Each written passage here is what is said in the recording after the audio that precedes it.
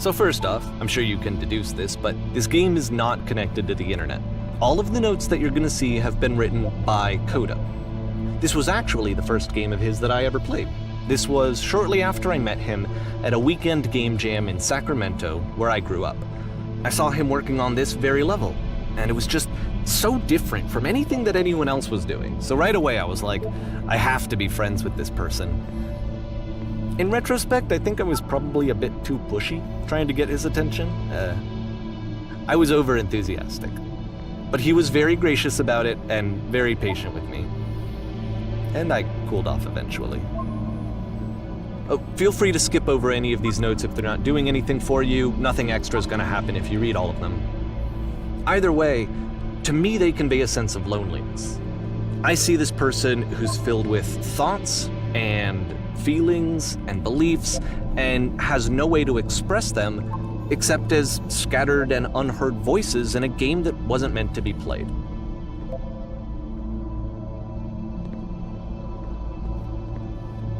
But it's ironic, isn't it, that in playing this game and seeing how alone Coda often felt, that we get to know him better and actually kind of connect with him. And I have to be honest with you, this idea is really seductive to me, that I could just play someone's game and see the voices in their head and get to know them better and have to do less of the messy in-person socializing. I could just get to know you through your work. I think this is why I always liked Coda's games so much, is because it felt like they let me have that connection. I felt as though he was inviting me personally into his world. And then I feel less lonely too.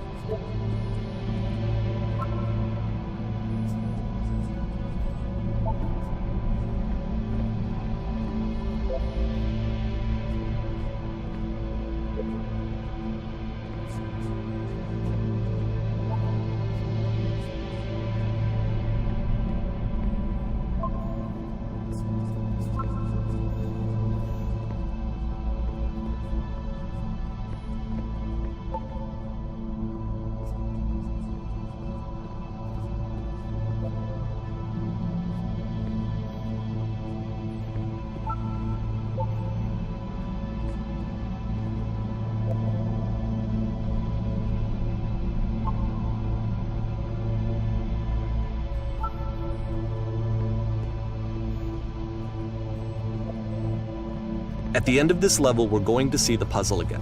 And here, I'll tell you what I think the puzzle means. Each of these games represents an idea that was on Coda's mind at the time that he was making it.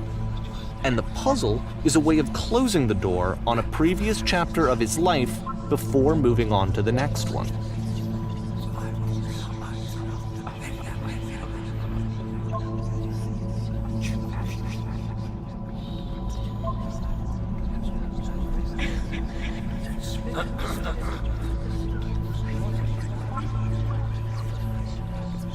In each of his games, after exploring a theme that, he might find difficult, Coda can then place this puzzle that he knows has a reliable solution, he understands exactly how it works, and so it gives him a simple mechanism for moving on.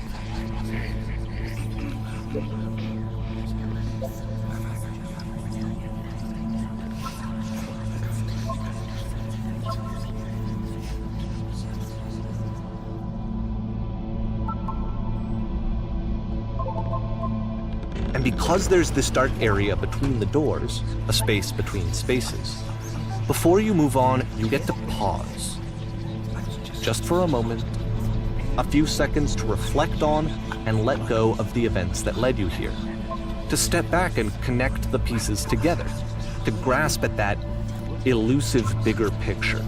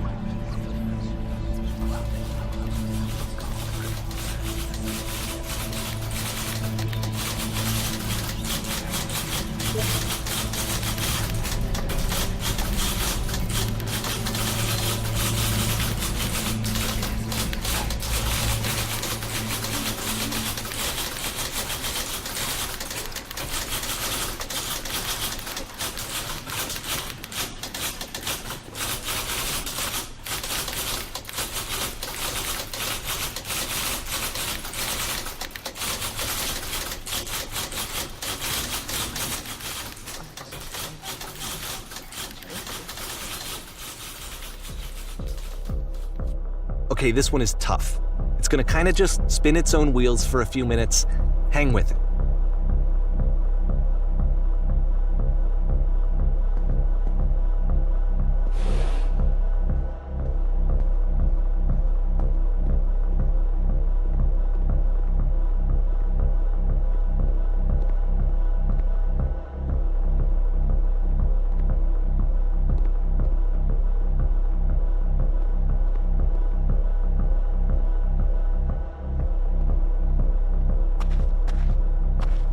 See, this is it, the whole game, and there's nothing that's particularly interesting about it. You just walk to the end of a hallway. Except, for some reason, Coda gets really fixated on this prison that has all of this modern furniture. And I don't know why, but he decides he needs to revisit this prison. He's gonna start over, use the same assets, turn it into something else. Okay, cool, here's version 2.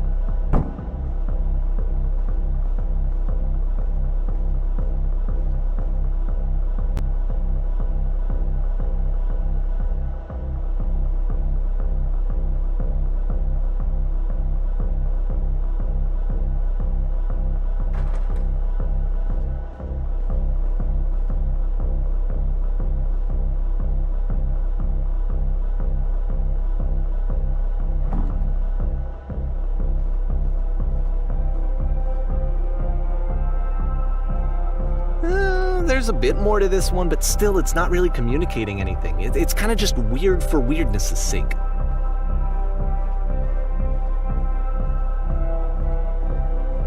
So okay, he throws it out and starts over. This time he comes at the prison idea from a different direction.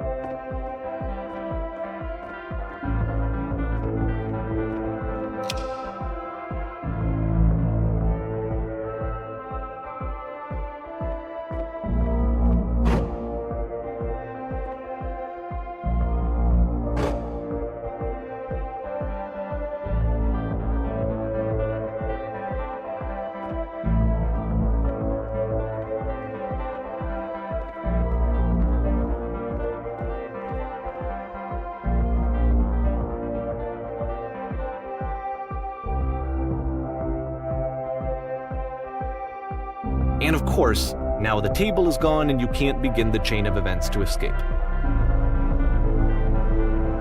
Here's a version where there are no bars, but you can't actually get to the well. And then a version where the inside of the prison is the outside and the outside is the inside.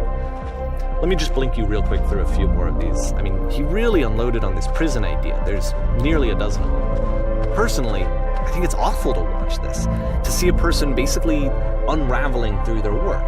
And for what? Like, at what point do you just go, maybe there are game ideas other than this prison that I could be working on? But Coda doesn't have that voice telling you to stop, that particular mechanism of defense against yourself. Without it, you just spiral. And so he keeps going and going and going and going and going, and then he hits on something. And he likes it. And that's it. He's done. He stops making prisons. This is the very last version of the prison game that he created, and the reason I think it works is that the prison is not actually in it.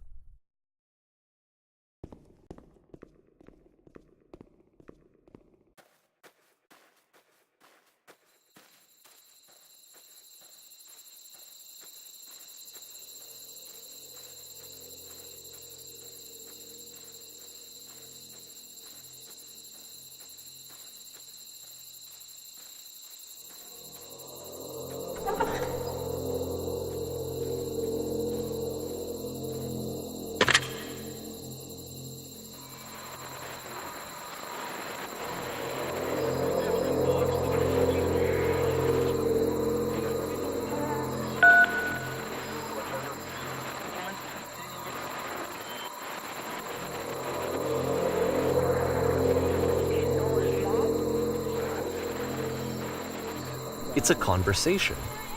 And so this is what Coda wants, is to be able to talk to someone, to share what's on his mind, and to get some good advice from someone who knows. But the irony is that even in this scenario, you're still talking to yourself. You know, all of these games so far are Coda talking to himself.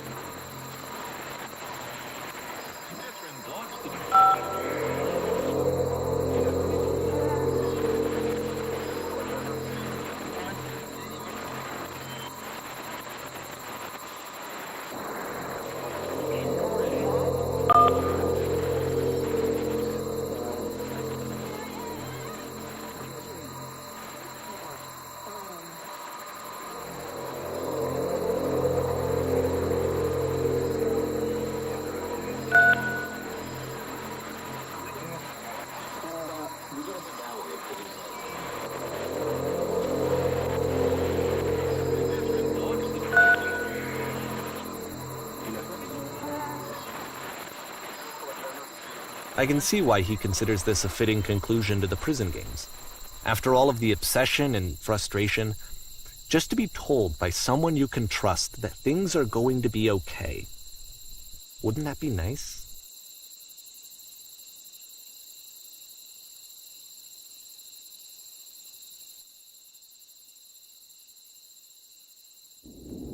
So what would it look like if Coda wanted to make a game about talking to someone other than himself?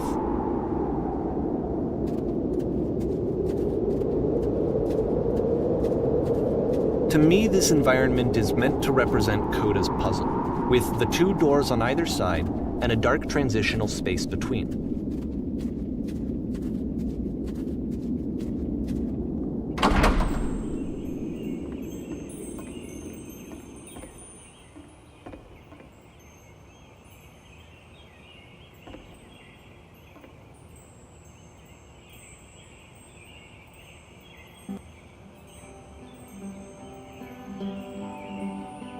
You'll notice that the quality of the art is a step up from previous games, including this new and improved chat system, which he started using from this point on. From here on out, he begins putting much more effort into the visual polish of his work, and this particular game took 2 months to create as a result.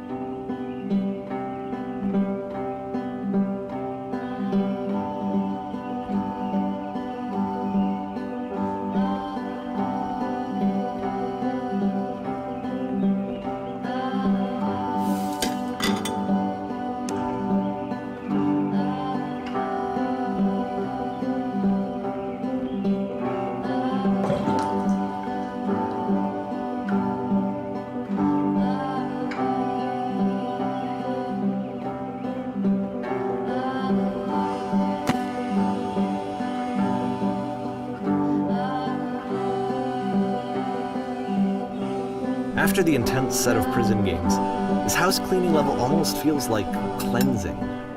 It's the moment after a particularly difficult or traumatic experience where you just need to let it sit and digest inside of you, and eventually cohere into something meaningful.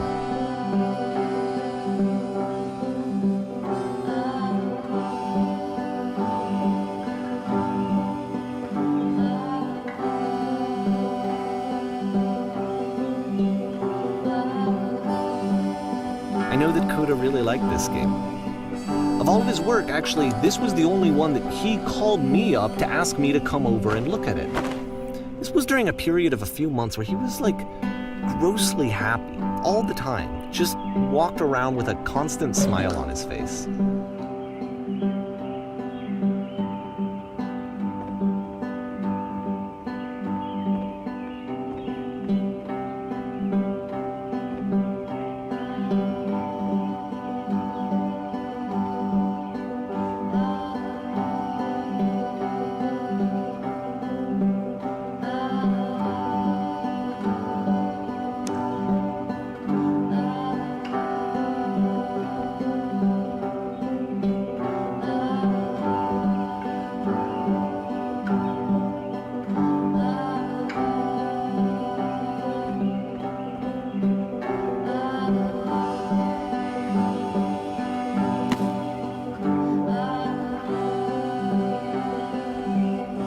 glad he made this. I'm glad he found some peace.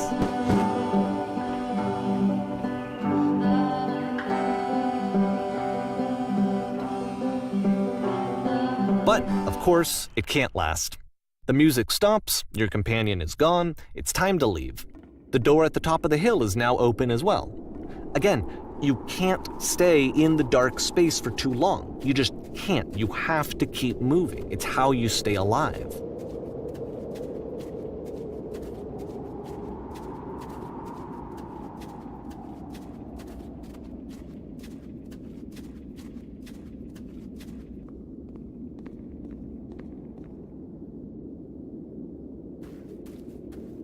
Which is the whole point of the puzzle doors, right? That sooner or later you have to pick up and move. I really thought that was the point of it.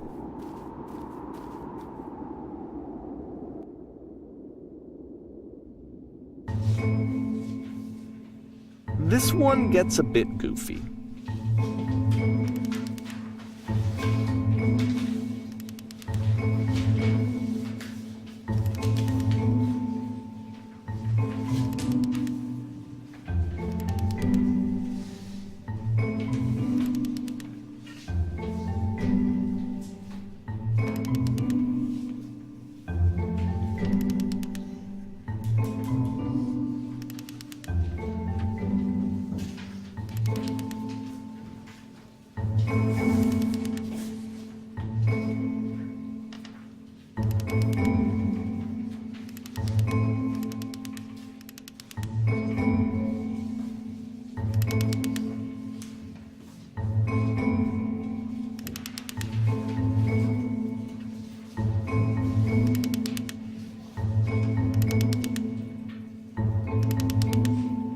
About halfway through the game, the perspective shifts.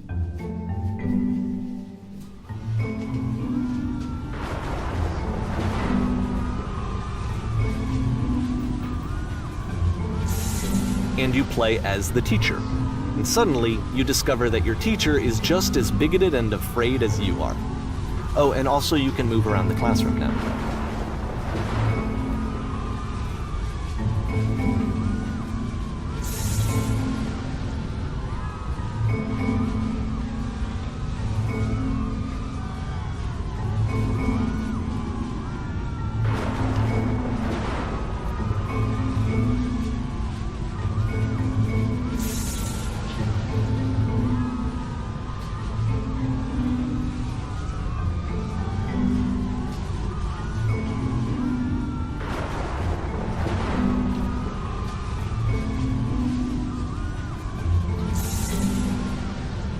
I felt pretty hard for this one.